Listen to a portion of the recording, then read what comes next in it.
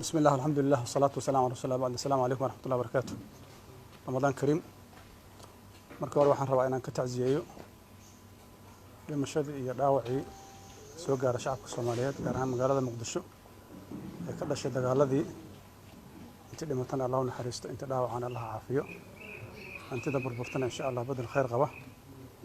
ilaahayna nabad iyo dawladnimo cadaalad iyo horumar ku dhisan hana siiyo runtii wax aad iyo aad looga xumaado xilligan ayada waliba bil Ramadaan lagu jiro in dagaal dhaco dagaalkaas oo laga baaqsan karo san aaminsanahay asbaabtiisuna waxay ka timid 12 Abriil muddo kordhintii dhacday oo baarlamaanka uu sameeyay ka timiday dalkan waxaan wada ognahay waxa ugu weyn oo la xaqiijiyay waxay ahaayeen 4 sano doorasho la isla ogol yahay inay dhacdo marka waa ogtihiin mucaaradku inay mar walba ku celcelinayaan iyo dad badan oo Soomaaliyeed iyo mataqaanaa dawladaha Soomaaliya taageera in laga maarmaan tahay in doorashada laga heshiiyo marka waxaan u aragnaa nasiib darro in lagu guuleyso waayo haddana ay xigto in dagaal dhaco oo dagaal sokeeyo qarka loo fulo runtii aad iyo aad aan uga xunnahay shacabka Soomaaliyeed maanta waxa ay sugayeen iyo waxay filayeen ma aha qodobkaas waxaan rabaa halkaas inaan ugu gudbo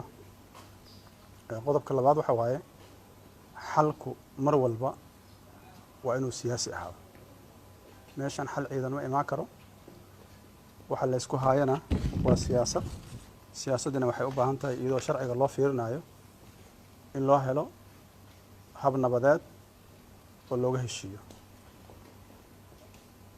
waxaanu ka dhashayna waa doorashooyinka marka waa in loo helaa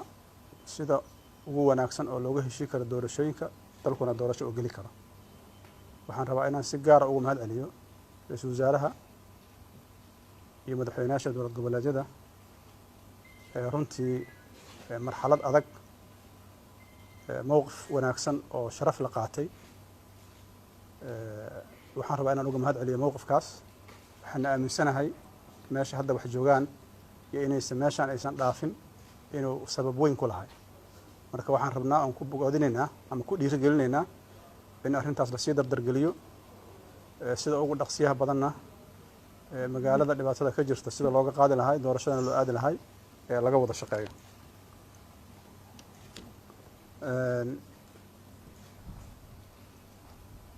maskaxda inaan ku hayno mar walba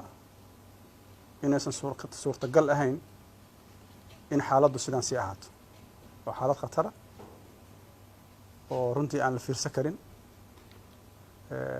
loona baahan yahay in si wada jira looga wada shaqeeyo baarlamaanka waxaan rabaa inaan ugu baaqo muddo kordhinta ay sameeyaan waxay kaliftay dad badan inay dhintaan dad badan ay dhaawacmaan dad badan ay qaxaan hanti ay burburto marka waxaan rajaynaynaa inay fahmeen wixii laga digayo inay sax ahaayeen inshallah waa la soo doortay haddana fursad ay leeyihiin laakiin haddii dawladnimada meesha ka baxdo fursad ma laha wixii ammaanadii loo dhiibtana waa dhumiyeen marka waxaan leenahay mas'uuliyadiina qaata dalkan waa inuu doorasho aado doorashadana waa in laga heshiiyaa doorasho lagu kalsoon yahay lagu qanci karo waa inay ahaataa